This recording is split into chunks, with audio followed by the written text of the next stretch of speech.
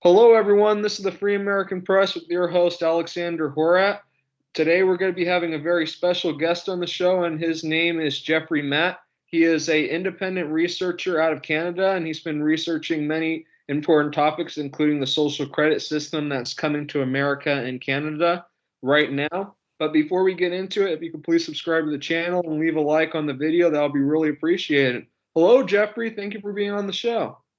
Thank you, Alexander, for having me back on again. It's we're gonna have fun today, or at least we will. But hopefully, the subject matter is informative to the listenership.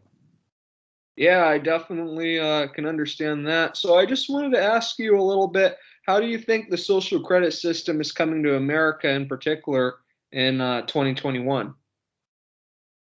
Well, it's going to be through the whole pandemic mandating, and that mandating is going to convince people who are okay with it, and the people who aren't okay with it, they're going to be afraid, and then they're going to go with the flow. And the people who are not okay with it and are not afraid are going to be punished, socially punished, and eventually, probably, I'm making an educated guess in the next year or so, going to be dealt with in a what people call legally and medically, possibly removed from society, removed from their home, and so the system will go through, and then they will be pushed into the system that way. So everybody's going to end up on the social credit system in America, Canada, around the world. I mean, it's already basically the foundation's there.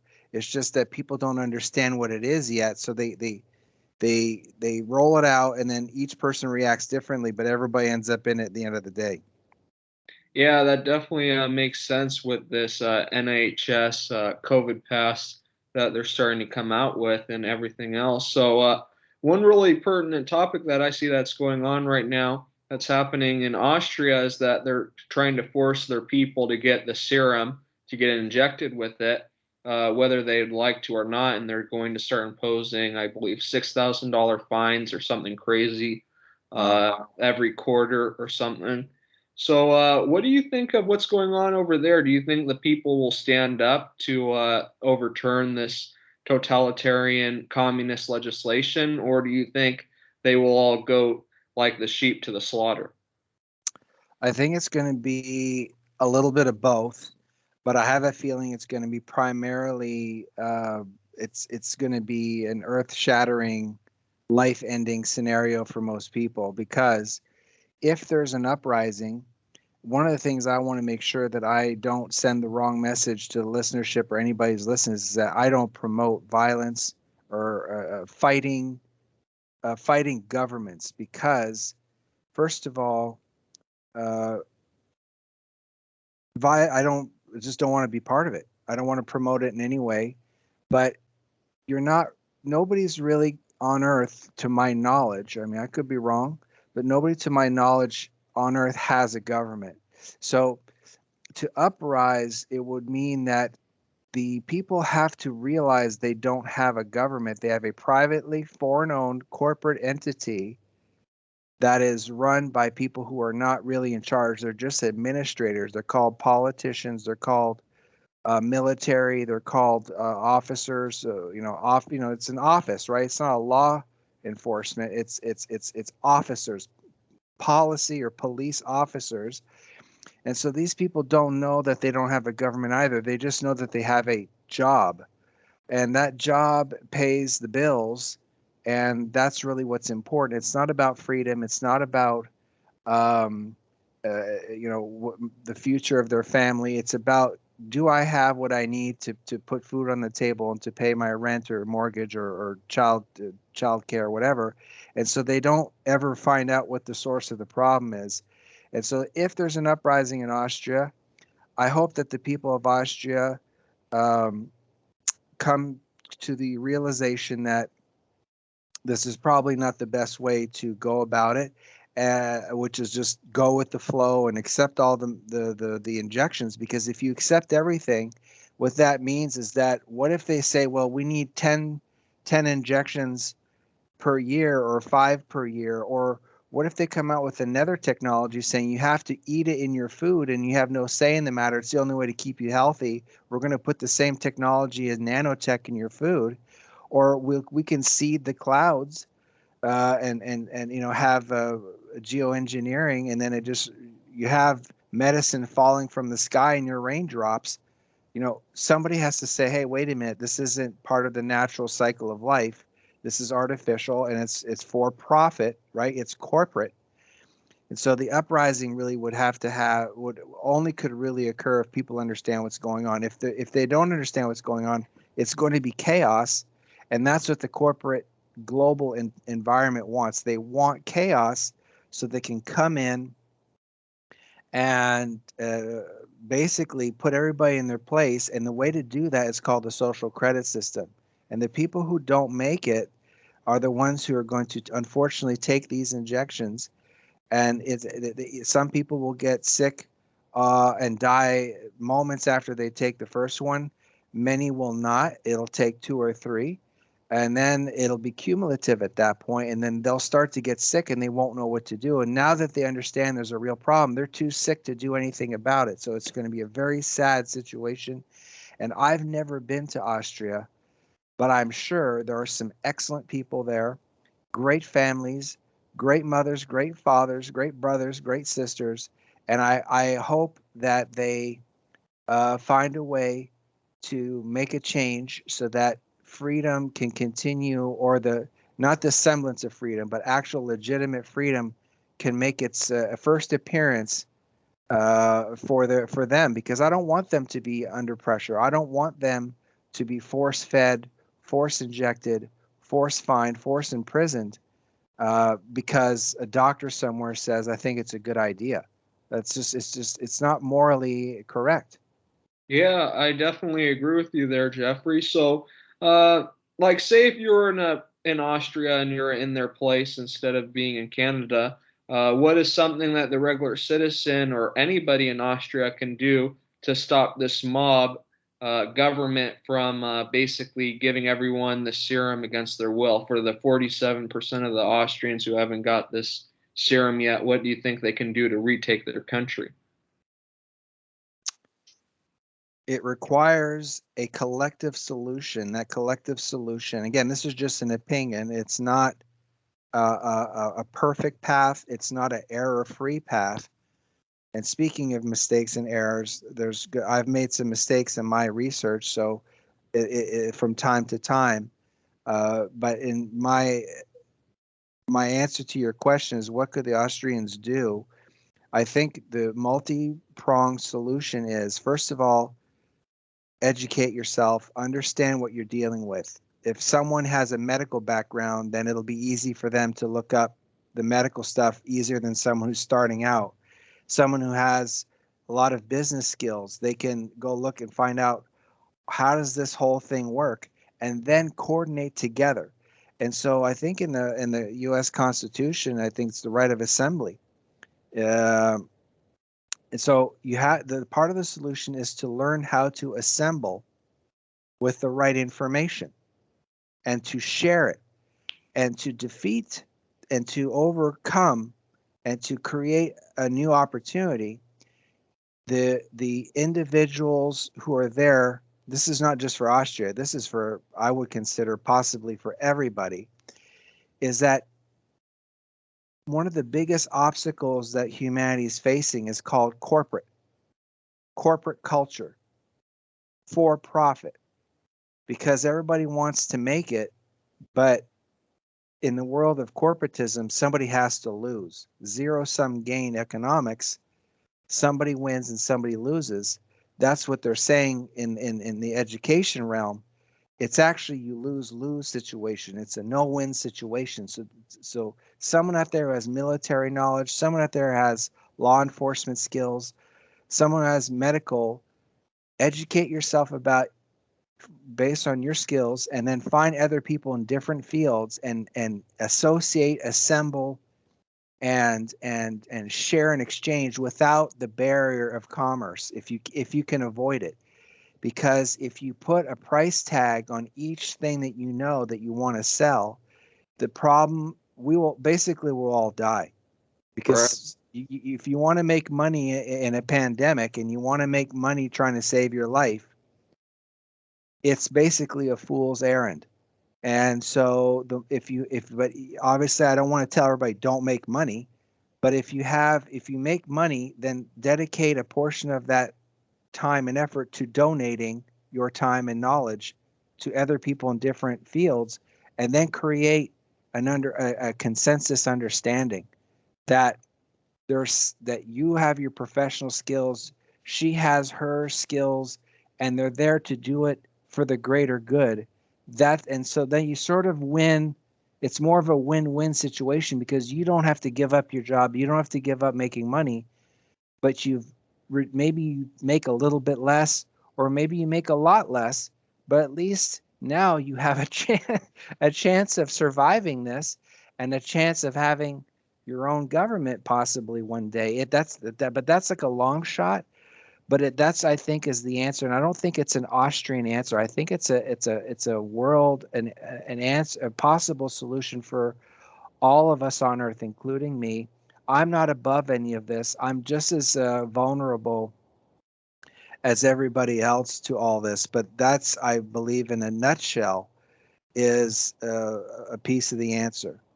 Yeah, I think you really say some really important things there, Jeffrey, because I think the first thing we need to do, like you said, is educate the people because the people need to know first that they have the right not to take this serum, and also that it could be very bad for you, which I believe it is. And then number two, like you said, was networking. So, what would be the third step, Jeffrey, in using Austria as an example to retake the government from this mob? Well, I would just say is, instead of retaking it, is to maybe consider the idea that having your own government in the first place. So understanding what is a system that works. Is there an economic system that is better than the Keynesian economic system? Is the Austrian, I'm not saying it is, but is the Austrian economics model superior to the Keynesian? And is the does and then also too, from the medical standpoint, um, is there a better way than always promoting the product instead of promoting health? So the third step is transcending corporatism, transcending for-profit psychology, transcending the cult that we are unfortunately all part of. And so when you leave the cult, what do I mean by the cult? The cult is, for example, I was 16 years old and I wanted to apply for a job at a big box store. Okay. And I was going to go apply for the job. So I showed up before they opened, and I looked in the door and I saw all the employees in a circle singing. Mm. And so what I'm saying here is that the psychology is, I don't have a problem with team spirit. I don't have a problem with working together and creating, assembling for the right reasons. But I also don't want to repeat stuff that I don't know where it comes from, and I don't understand who put it together. And that's really, if you're saying what's the third part, I think the third part is understanding that you don't have a government, and that we have a corporate cult environment. And if the education process, education for me is different than what people consider education. Most people consider an education going to school and getting a degree and then going to work, and now you're an educated man or woman. To me, that's not an educated man or woman. What that means is you have special skills that you work. Those people who got a degree and finished school, I congratulate them, because it's a lot of the time it's very difficult. It's a lot of stress, a lot of it's pressure. And so, but when you get a degree, I don't consider it a complete education. I consider it indoctrination, and it's a protocol uh, indoctrination system where you learn what buttons to press, when to speak, when to raise your hand, when to sit down, because that's the routine of going to school. So it's an indoctrination. It's a work permit. So people say education is, how the world works, how money in banks work, how the stock market works. very few people who I've ever met who have degrees, bachelor's degrees, master's degrees, PhDs. I've always been fascinated when I meet people with masters and PhDs, especially if they have more than one. If I meet someone who has several PhDs, which is not often, but I have come across them, I always want to see if they understand how the stock market works, and they don't, as a general rule of thumb. But they have all this supposed knowledge, right? How does how does the how does mining work? Well, how does the science of mining work? Well, I don't know. How does so? But they have all these degrees. So the question is, education is, how is the world being manipulated, and what is your role in it? Well, that's where you have a degree. You don't have the full spectrum. A degree is just one degree. You don't have a full circle understanding. That's why you have a degree. You just have one part of it. And yeah, and I think you make a good point to that, Jeffrey, because it seems like the school system, like public schools in general, and even some colleges, like you're saying, basically all they're doing is just training the kids or the adults to just be a good corporate slave, not to think out of the box, but just to serve the non-entity a corporation, which is really scary in my opinion. That's kind of why I think homeschooling is really important so that parents can actually teach their kids some real abilities like the stock market and very other important things like history when they're not teaching that in the regular schools. Because it seems like a corporation, it's a non-entity. It's supposedly you can't sue a one person out of a corporation. It's just like it's not like can you explain the corporation a little bit better for the audience, Jeffrey? What a corporation really is? Well, that's not my field, but it's not my specialty. What I can add to try to respond to your question is that the way I perceive a corporation is it's a cult where you follow orders and you're not allowed to ask a lot of questions. In some many jobs, many people have, you're not really allowed to ask certain types of questions or question certain things. To me, that's not a regular work environment. That's not a societal open society. What that is, it's a cult. And you have to wear their uniform, you have to press their buttons, you have to sing their songs, you have to dance their tune. And corporations are a secret society slash cult that are privately owned by an unknown master. And your role is like a specialized slave. Okay.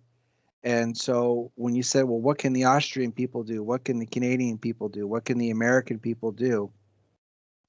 Uh, to break through the cult programming is to be able to say, I'm going to ask a question. Why are we choosing this poor business practice? Why are we installing the wrong software at work? Why are we promoting the wrong people to the positions of leadership?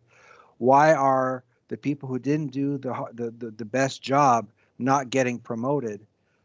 And this happens everywhere. There are women who don't get promoted, who work twice, much sometimes harder than their counterparts, the men, and they're overlooked because of their gender, which is ridiculous. And so it's a cult. It's a mix of a cult and a secret society. And the corporation, the other thing I could add to what is my understanding of a corporation, and a man named Joy Ito, he was one of the head people at MIT for a while. He resigned because I think he was connected with Jeffrey Epstein. He Mm. said it very well. He said that a corporation is a precursor to AI. Okay. So artificial intelligence. So one person will be a treasurer, another person will be a janitor, another person will be the purchasing manager and the product manager and the marketing manager and this and that and the customer service representative and this and just on and on. They're all positions.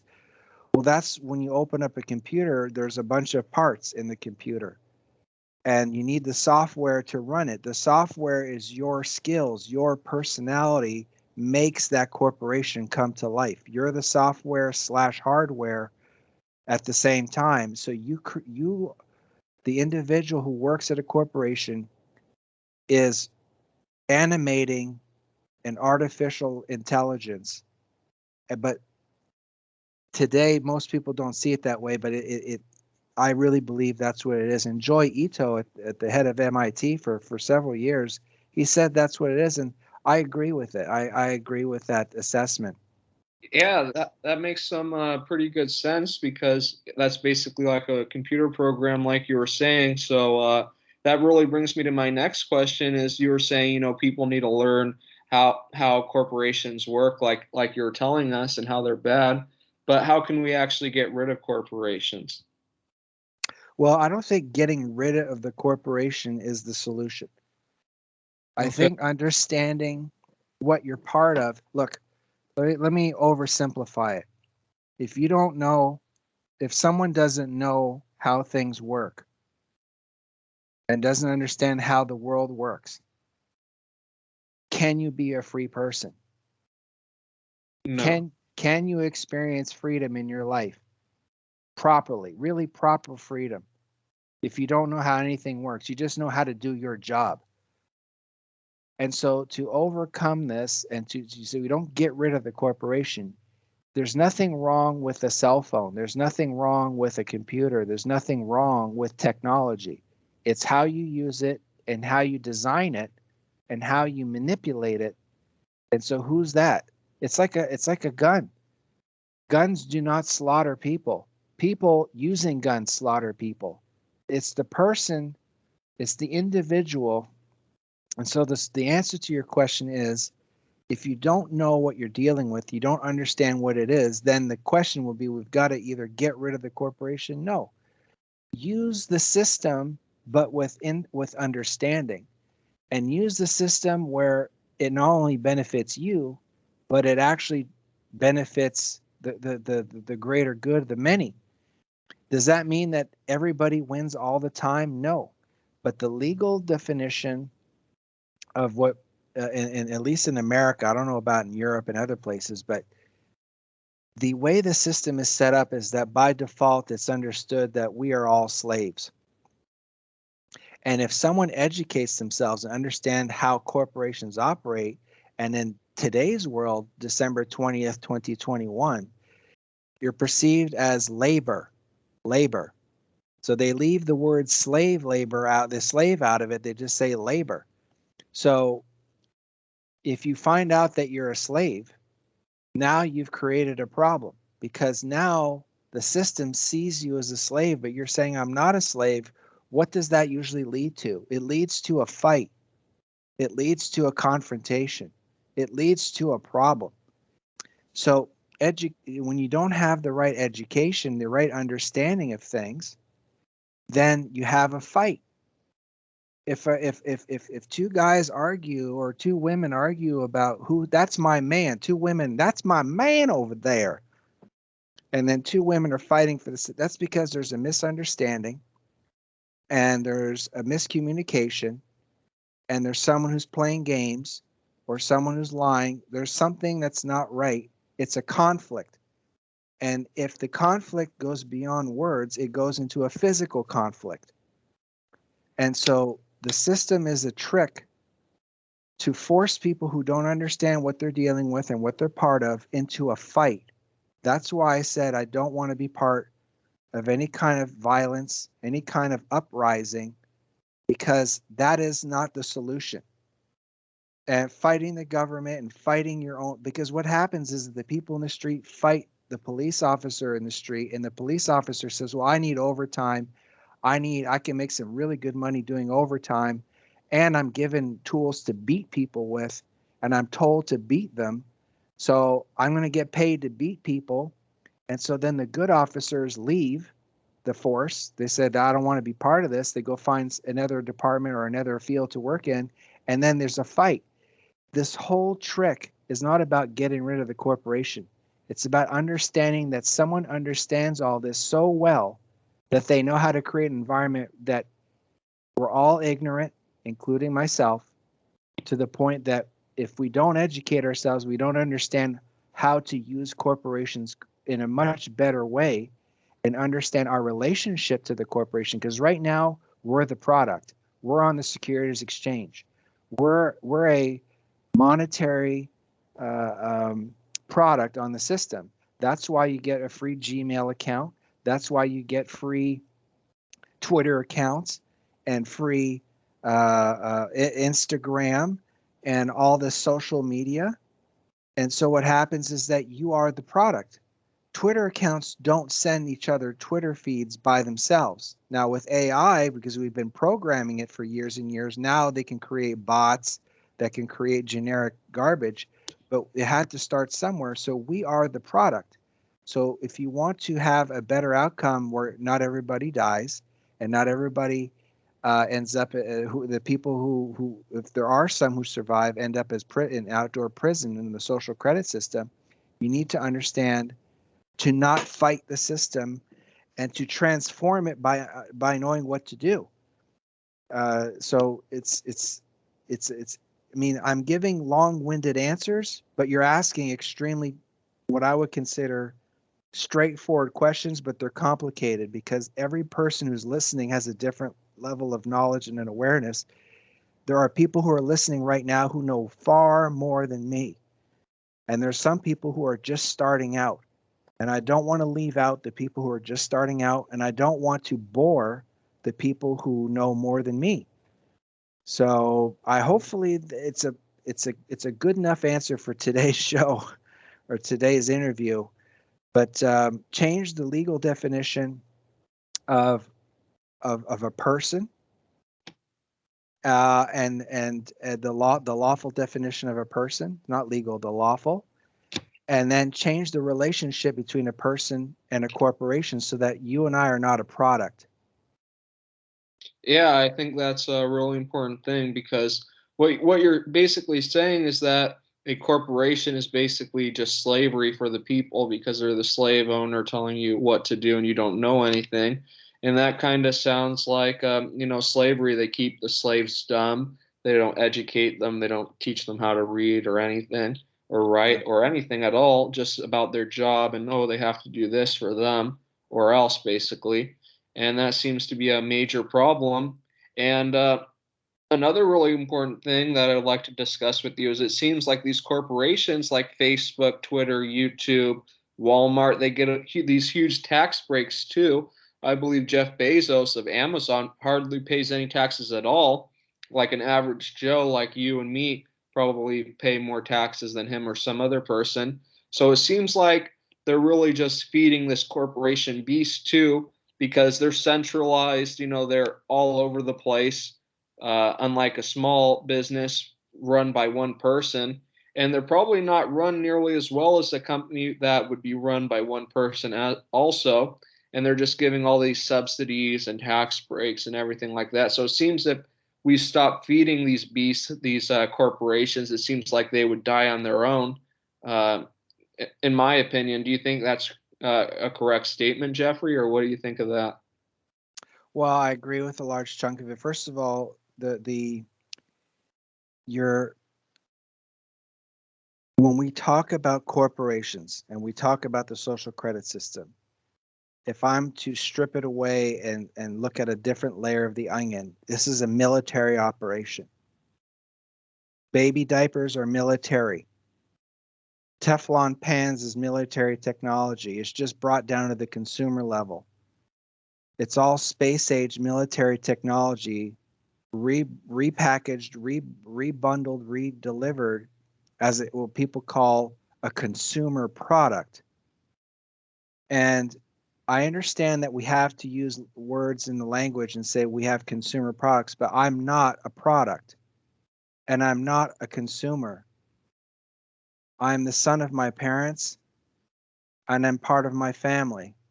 And I'm part of the human family, regardless of your skin color, your background, whether your level of knowledge, understanding, awareness, intellectual ability, physical ability, your orientation, your gender. It doesn't matter. We are all one, as far as I'm concerned. Now, does that mean I don't disagree with certain people and certain things? Of course, there's going to be stuff, and people are going to disagree with me. But what I want to bring to the table with when I do these shows, exchanges with you, is that I want people to know that I want to be part of the solution. And corporate fascism, in my humble opinion, is a term that people will understand as I consider it to be communism. Corporate fascism is corporations and governments, and a government is a corporation because it's all over the Securities Exchange Commission. You can go look up foreign governments are corporations, and if certain corporations don't pay income tax, that's the whole point. But who owns the corporations, right? Who is the Right. master of that corporation, and what are the rules of the game? So understanding the rules of the game means that you don't have to play the game anymore the way it's being played now. If you want to play tennis with a ping pong paddle, and the person on the other side has top of the line tennis racket that only a pro professional uses, and the other guy on the other side has a ping pong paddle, that's not playing. That's basically what we have today. I'm oversimplifying it. You know, when you realize that you don't have to have a ping pong paddle, you can also have a regular tennis racket, and you don't have to. Then the person on the other side has $400 shoes, and you have shoes that you're, hand me downs from your brothers or sisters, or you got it, that have holes in it, and the sole doesn't work well. There's a hole in it. It's not fair in any way. So we're not operating anywhere on the face of the earth with a fair level playing field. And the rules of the game should try to create an environment that is as close to that as possible, because it's not really, I've never seen perfect fairness and perfect equitability. I've never seen it because I don't see it in nature. I don't see it in the animal kingdom. Perfect fair. I see a semi balance, right, in the oceans. If we don't pollute it and destroy it, there's a sort of an ecosystem, but it's not equitable for everybody. It's not equitable for all the fish in the ocean. Not all fish get to live a whole life without disease, and so it seems to be that we live in a world that has a lot of unfairness for and against a person. Someone can have a very unfair life and pay no taxes and not have to do any hard labor and just tell other people what to do. That's unfair, but in their favor. So I think we live in an unfair world. And so to promote freedom, to move away from permanent slavery and extinction, is to understand the rules of the game, that you're not a product, you're not that, and if you decide that you're no longer a slave, then the box can of worms is going to be opened. Then that's going to open up the possibility to a fight, which people today call war. And if you want to go into a war, which I do not, but most people will say, no thanks. I want to live my life, enjoy my family, enjoy my children. And that's what most people want. But some people get bored and they want to take over, and they have control problems. And so war is a very profitable, and that's where we are today. That's why all the corporations are gouging and strip mining our planet, and overfishing our oceans, because we don't understand that we have the power to not let that happen, and we have the power to change the rules of the game so that we actually have a future. Because if we don't, what's going to happen most likely is that there's going to be an extinction event on Earth, not just for humanity, but for all life on Earth. And then if there are some that survive, they're going to restart life on this planet, but it's going to be patented, copywritten, and it will not be using the life cycle that you and I know, where a man and woman come together in a union.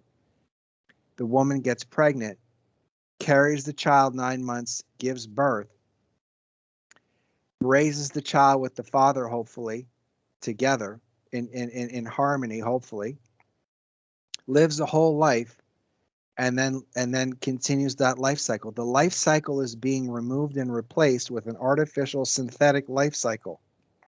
So that kind of makes sense to me, Jeffrey. It's one thing that I've seen, in Tennessee. I live right by, or we have a place in Tennessee, and the neighbor has a big farm, and he does nothing but Monsanto seeds and everything, and that's all patented by Monsanto. But you make a really good point, though. They basically want to destroy all life so they can patent everything. Because as of right now, they can't patent the water, they can't patent, you know, certain things like certain foods because it's non-patentable because it was there before them. So if they destroy everything, like you're saying, basically in that way, they can start patenting everything to basically make money off everything, is what you're saying, right, Jeffrey? Yes, but I'm going to go a step further, which is going to put me very, very. I'm going to be very, very alone in this under this opinion. Okay. I think it's John D. Rockefeller said competition is a sin. So if it's not John D, it's David. One of the I Rockefellers think said. you're right. You're right.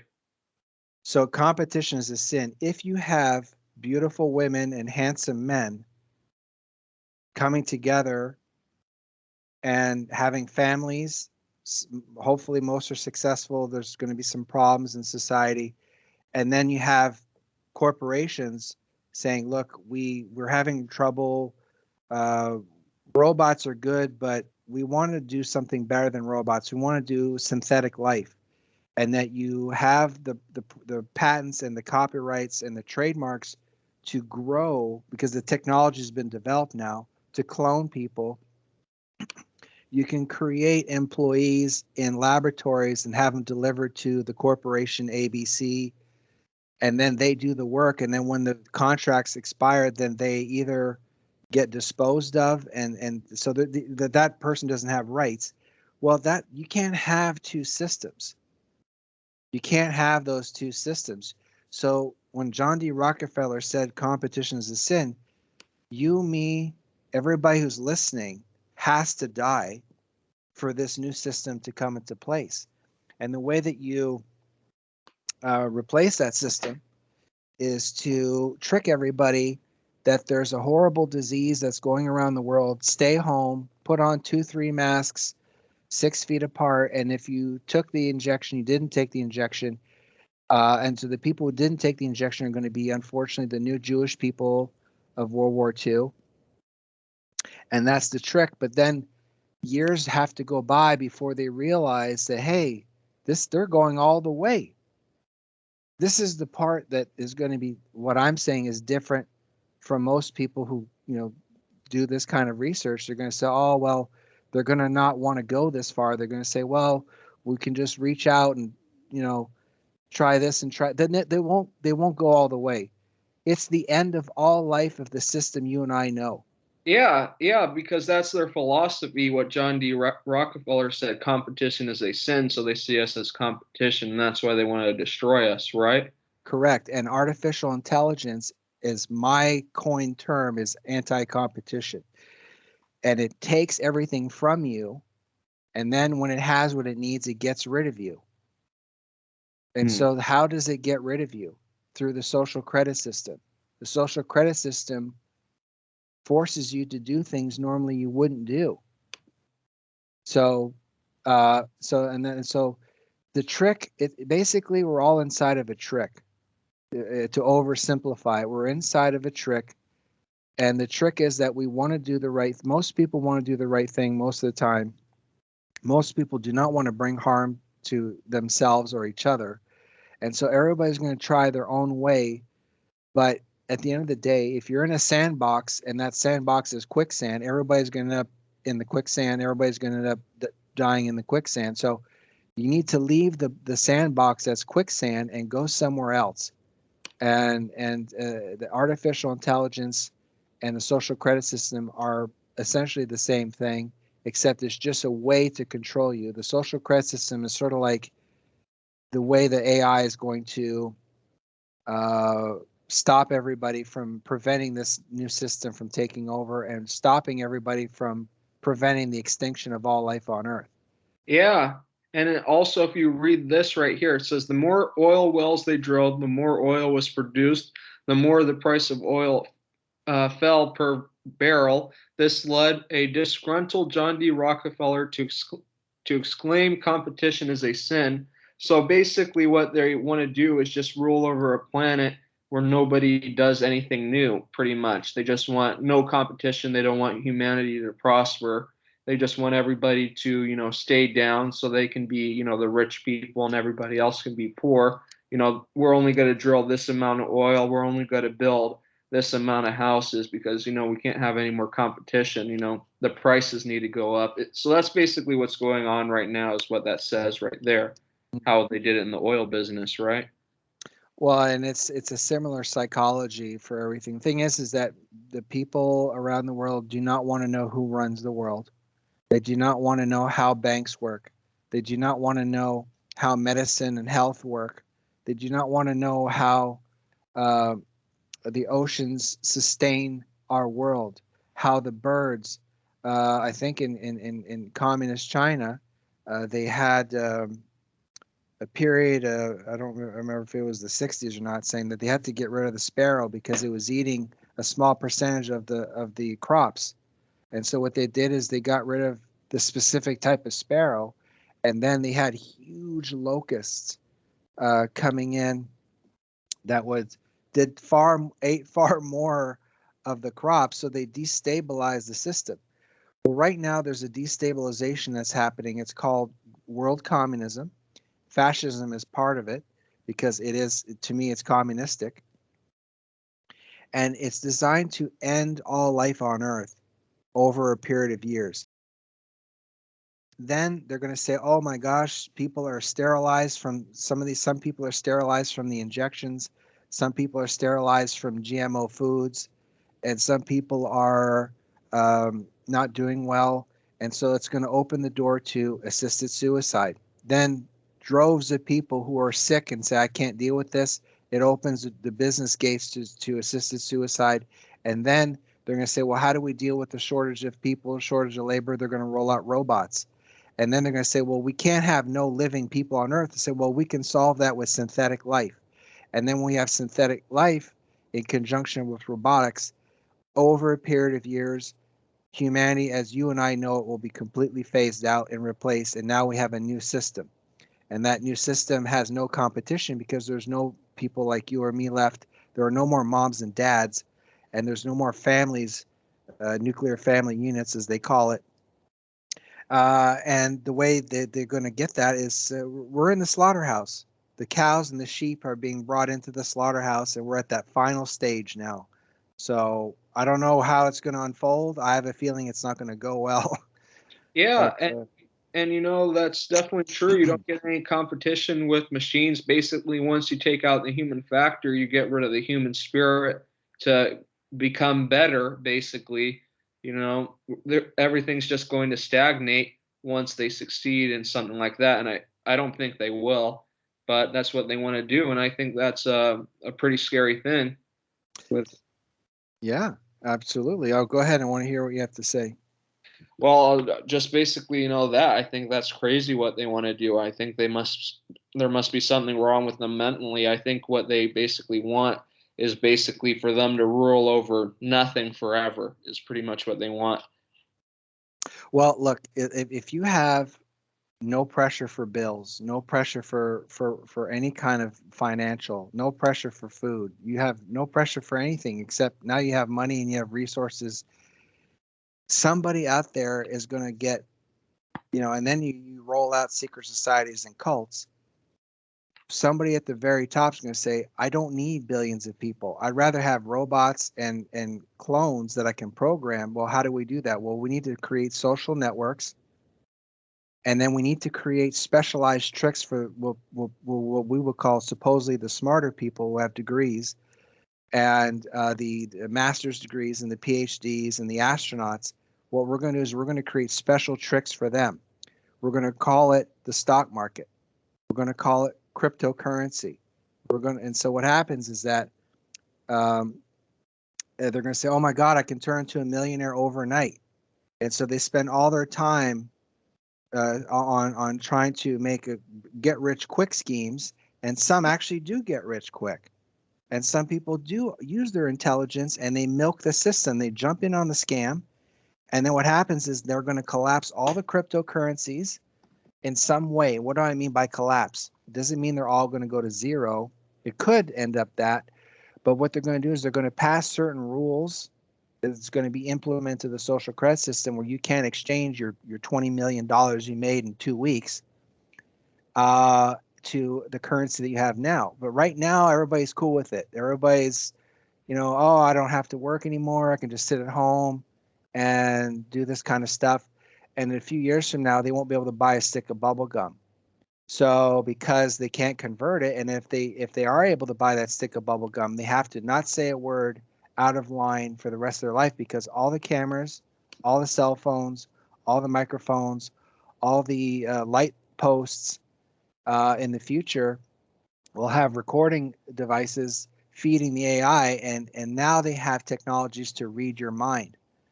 So you won't be able to do anything. So you could be a billionaire, but the social credit system won't let you do anything. And now that they have mind reading technology, and what do I mean by mind reading technology? Well, it's not like a TV show where someone says, ooh, and they're reading your mind. I'm sure that ability exists in the human family, where there are actually people who have the ability to discern the electromagnetic waves emitting from our bodies and minds. But I'm not talking about that. I'm talking about what I've always known all my life, which is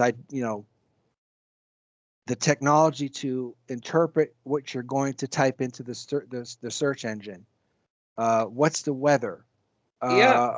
All that stuff. That's all interpretive, and it turns into it goes into algorithms, and then it can do predictive. Yeah, you're right. You're right because, there's been times, when we just, talk about things and it just shows up on the search engine. You never searched it before or anything. So it either hears you or like it predicts what you're trying to look up though. Correct. And I think that's right. And that's part of the social credit system. So maybe they can't read your mind per se, but even if they can't, in a conventional way, they can at least know your pattern, everything about you, and whenever you step out of line, you're not given a reward, you're given a punishment. So it's basically, the carrot and the stick, what you're saying, Jeffrey. And I think that's really unbelievable what they're trying to do. But, I just looked, on your website, you've been talking about assisted suicide for years now.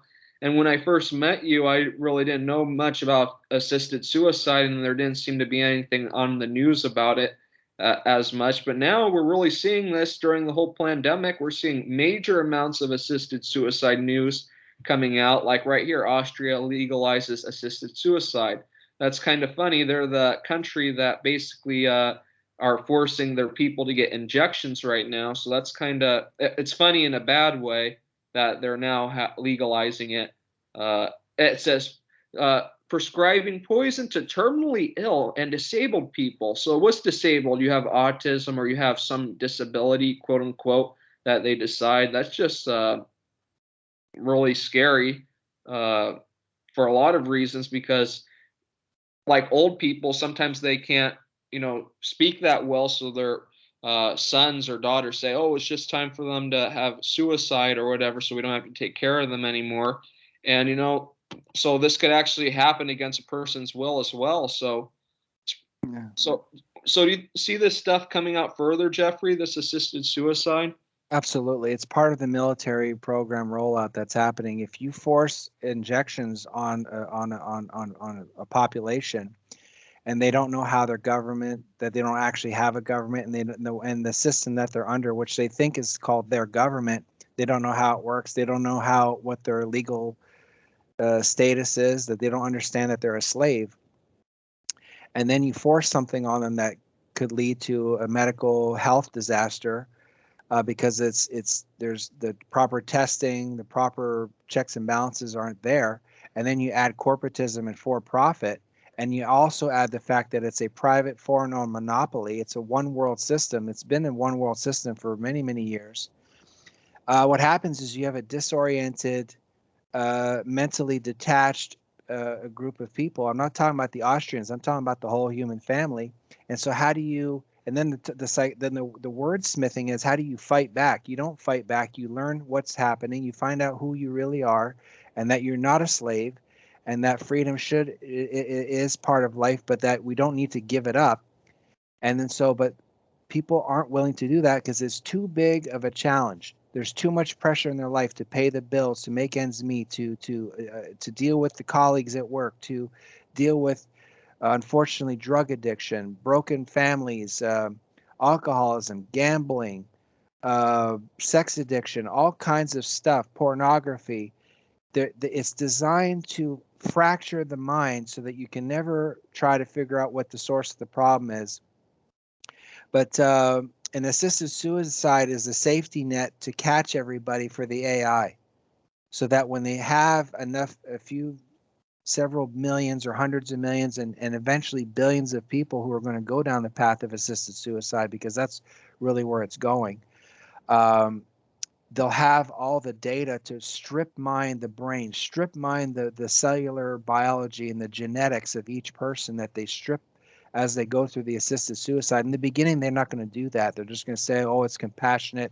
It's just a trick. It's like the Wild West. You can go mine some gold and be a 49er and all this stuff. But then after a certain point, it gets regulated and it gets corporatized and it gets unionized. And so it's pre-unionized assisted suicide right now. Ultimately, at the end of the day, it's an extinction program. It's military. It's run by a private, foreign, unknown power source. And the only way to overcome it is to understand that you don't have a country and a government. So what you're saying is that they're going to be taking people's genetics. Oh yeah, because that's how you can create synthetic life. You need a template. Hmm. Let's say you look like a healthy, handsome young man.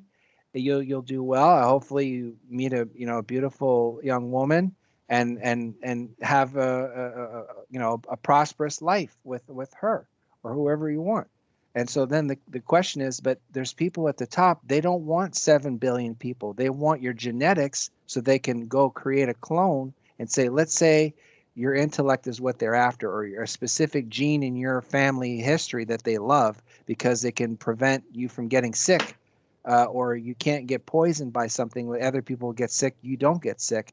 They're going to strip mine your genetics to take the genes that they want out of your family and then use it for cloning and for synthetic life and also for robotics in the future. But now they don't have to deal with you saying, where's my freedom? Where's my rights? Where's my vacation time? I want sick days. I'm going to get married. My wife's having a child. I need to take, I lost a parent or something like that. I need to take a few days off. All that's out of the way. You don't have to argue or fight anymore. It's peaceful, right? That's that. What was that movie that just came out? Suicide Squad. Since we're talking about assisted suicide, one of the characters in the movie Suicide Squad is called the Peacemaker. And the Peacemaker, he just basically ends your life to bring peace to the world. And so that's basically the oversimplified version of what communism likes to promote. Um, so this is, I am not an expert on any of this stuff. I just provide a perspective, ideas, and concepts, and it's I will most likely not be recognized for what I'm presenting because it's too much, it's too far, it's too outlandish. If I were to say that genuine psychic people exist, that will be considered fruity. But if I were to go back 150 years and say, hey, I think I want to jump in a multiple 100-ton metallic tube and fly through the air, I would be laughed. We would all be laughed away because nobody flies in a giant several 100-ton metallic tube called an airliner to fly anywhere you want in a few hours on Earth. It's just not realistic. So, but the thing is that what isn't realistic at one point, it becomes realistic later. So we learn through experience, we learn through trial and error. I believe that the human abilities that we all have, some of them have incredible psychic abilities. They can actually read minds. They can actually go through your life and see what's going to happen to you, what you're doing, where you're going to be, what you're thinking, how you're feeling, and then they can do it. And what do you think Google is? Google is a tool, it's a synthetic toy version of that. And they've been building it and building it and building it. And now with the social credit system, maybe a few decades away, it'll become a perfected synthetic ESP, mind reading technology.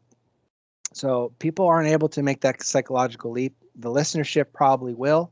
I hope so. Uh, but it's. I guess maybe to wrap it up, I would say you are the solution. The listener is the solution. And education and understanding and believing in yourself is a major part of the solution. Assembling and teaming up with other people who mean well, who want a bright future, a future of potential where we don't abuse our companions on earth, which we call the animal kingdom. We live in harmony with them as much as possible instead of abusing and slaughtering them, and create a different outcome. But unfortunately, at this stage of the game, we're heading directly for a uh, basically, I would consider an imminent collapse and a mass devastation of life, and also a tragedy. And assisted suicide will be a welcome. People will fall for it very quickly at the beginning because they won't be strip mining everybody at first. They're going to get it, so people can't see the trick right away. They'll do it maybe without strip mining first year or two or a couple years or a few years, and then eventually say, well, look, it'd be a waste if you wouldn't be willing to leave your children a digital copy of yourself so that your children can go visit to see what it was like for you, and they can listen to your voice, have their voice print, have your memories put into a cloud services where nobody can get to your family's memories, but you can access them for a price. And then finally, when you finally phase out humanity, all that stuff's gone. It's just synthetic life and cloning and robotics, and there is no competition, just like John D. Rockefeller wanted. So, that my website touches on some of this stuff, and do your own research. Double check everything I say. If you have any questions or doubts or concerns, I'm not the bottom line on anything. You are. You are the bottom line. And I dedicate this website to a great teacher, Jordan Maxwell. There are many, many people I've learned from. I just happen to be partial to him because he's been sacrificing his life for 60 years to educate the human family. That includes me. And also, too, as a final note, I make mistakes in what I do. I'm what you call a living man, and I make mistakes, but I like to make the mistakes that people call an honest mistake. An honest mistake is something I always try to. If I have to make a mistake, I don't want to make mistakes, but if I make a mistake, it's an honest mistake versus one that is filled with deception and misguidance, because I want to move away from that. Yeah, I think you brought some really important information to the table, Jeffrey, and I hope everyone goes checks out your website, jeffreymatt.com, because there's some really important info there, what we talked about, and a lot more information and pictures. And a picture says 1,000 words, so Jeffrey really tries to teach through pictures, so I really think that's a good thing. And I would just like to say thank you, Jeffrey, for being on the show and bringing this information to the people. And thank you to the audience for watching. So, is there anything else you'd like to say, Jeffrey? Yeah, I obviously I'm really grateful to be on your show, but most importantly, I have to acknowledge that the type of material that I discuss is very, very hard. It's hard for me. I don't know for other people, but it's very difficult to swallow. And it's very difficult emotionally to have to entertain the possibility that I could be accurate about a large chunk of it. Not everything, but a large chunk of it. And so I do not want to be discouraging. I do not want to create an event where depression or ill feeling comes from it. I want to let you know that I did a lot of hard work. I went through a lot of difficulty myself to bring you the information so that maybe you don't have to suffer the same kind of outcome that I did, so that you can say, wow, I got all this for free. I didn't have to pay a dime. There's no corporation, there's no donation, there's nothing. It's just one man to another person, one individual to another, man or woman, child, doesn't matter. And that it's designed to promote an opportunity to free yourself. And if I can contribute to help you and the listenership in any way, that's the goal. It's not to depress or to bring anybody down. It's just to face the problem, understand what it is, and then create together and valuing you and me into a world of a real solution. So that's hopefully the message that is transmitted to the listenership, because you're more important to me. The listener is more important than me at this point, because now you have something to work with. And thank you for everything. Oh, well, just thanks again, Jeffrey. And yeah, everyone, we need to keep fighting against these tyrannical, people and synthetic life, and that's all we can do. And we can go ahead into a prosperous future with humanity and, human goodness. And I think that's what we'll have to do. So just thanks again for watching. God bless everyone. Have a good day.